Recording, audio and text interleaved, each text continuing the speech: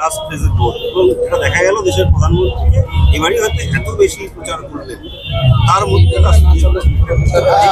আমরা ভোটের একেবারে শেষ প্রচারে এসে পৌঁছেছি।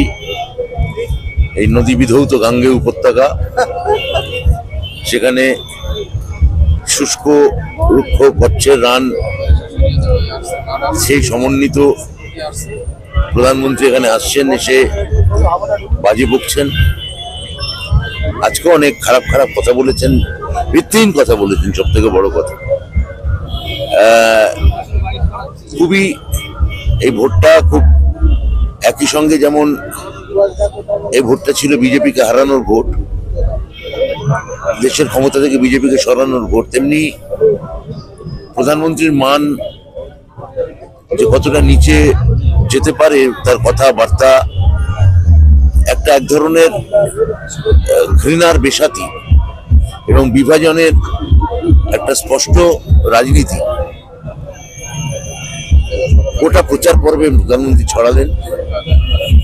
আজকে আমাদের শেষ লগ্নে আমি মধ্যমগ্রামে এসছি। আমার ক্যাবিনেটের, পশ্চিমবঙ্গ ক্যাবিনেটের মাননীয় মুখ্যমন্ত্রী মমতা বন্দ্যোপাধ্যায়ের অন্যতম বিশ্বস্ত সৈনিক, রাজ্যের খাদ্যমন্ত্রী এবং মধ্যমগ্রামের বিধায়ক রথীন ঘোষের আমন্ত্রণে আজকে আমরা এখানে ডক্টর কাকলি ঘোষ দস্তিদারের, যিনি আমাদের চতুর্থবারের প্রার্থী এবং 3 বারের সাংসদ, তার সমর্থনে আমরা এখানে একটা র্যালি করব। এবং এই র্যালি করতে করতে আমরা এটাই বলবো যে এই বাংলাতে যে সবুজ ঝড় চলছে, সেখানে এই ধরনের গেরুয়া রেমাল যেটা আসে, প্রচুর আশা জাগিয়ে আসে, কিন্তু শেষ অব্দি মাঝ সমুদ্রে দিশা হারায়। সেই বিজেপির অবস্থানটা ওই রেমালের মতোই হয়েছে। প্রধানমন্ত্রী যখন যেসব কথাগুলো বলছেন তার ভাষণে, কখনো দেখা যাচ্ছে বলছেন যে রেখা পাত্র যা ভাষণ দিয়েছেন তা নাকি তৃণমূলে কোনো মহিলা বিধায়ক নেই যারা এরকম ভাষণ দিতে পারেন।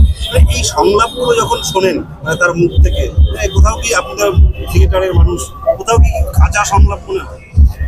উনি বাংলাকে জানেন না। উনি যেমন এই রবীন্দ্রনাথের জন্মস্থান ভুল বলা থেকে যেভাবে বিদ্যাসাগরের মূর্তি ভাঙা হয়, সেভাবে একজন বাংলার কোন বিধায়ক কি বলেন, কোন বক্তৃতা দেন।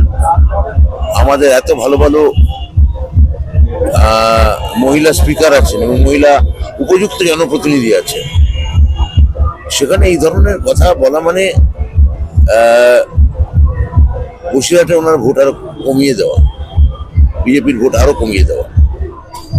কি মনে হচ্ছে যে এই যে বারবার একটা প্রেশার পলিটিক্স চললো এতদিন ধরে, যে 25টা বা 30টা পেয়ে গেলে গভর্নমেন্টের উপরে প্রেশার করবে, যদি এখন আর তো মাত্র কয়েকটা দিন বলা হয়েছিল, যে প্রথমে বলা হয়েছিল 35, তারপর 30, এখন এসে 25-এ ঠেকেছে।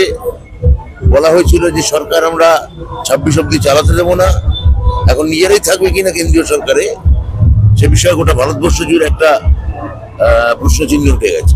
আপনারা কতটা আশাবাদী? আমরা পুরোটাই আশাবাদী। আমরা গতকাল আমাদের নেতা অভিষেক বন্দ্যোপাধ্যায় ডায়মন্ড হারবারের সভা থেকে যেটা বলেছেন, অর্থাৎ 6 দফায় ইতিমধ্যে আমরা 23 পেরিয়ে গেছি, তাহলে সামনে আর 9টা সিট আছে। এই 9টা সিটের ব্যাপারেই আমরা ভীষণ ইতিবাচক এবং আশাবাদী। প্রত্যেকটা হেড অন লড়াই চলছে, কিন্তু প্রত্যেকটাতেই আমরা অনেক এগিয়ে। আরেকটা বিষয় যেটা হচ্ছে, কালকে অশোক নগরের সভা থেকে প্রকাশ্যে বলেছেন এই বাংলার তারপর বামেরা, তারপর তৃণমূল দুহাত দিয়ে লুটছে। এই সম্পর্কটাকে কেমন করে দেখছেন? এমনকি এটাও বলছেন যে সিপিএম এবং তৃণমূল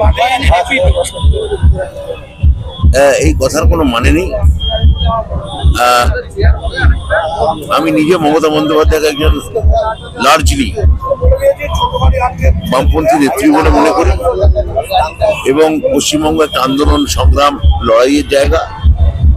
স্বাধীনতার আগে থেকেই যে পরিমাণ স্বাধীনতা সংগ্রামী বাংলা থেকে বেরিয়েছেন, সে তো অন্য কোথাও নেই। তাই এই যে আন্দোলনের জায়গা, এটাকে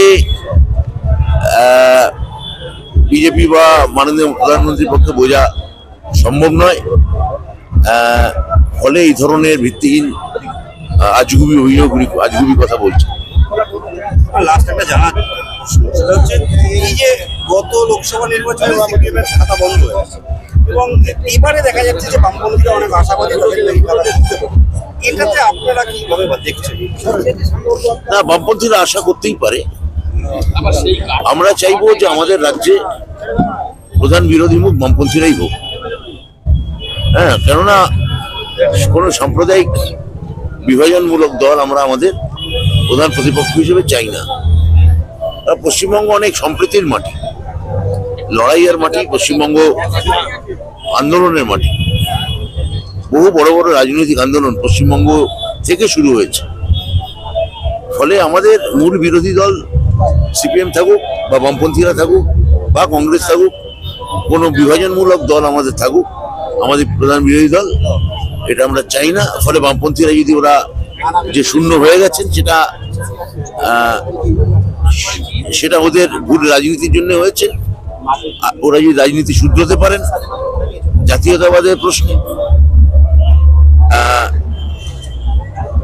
15ই আগস্ট স্বাধীনতা দিবস পালন করার প্রশ্নে,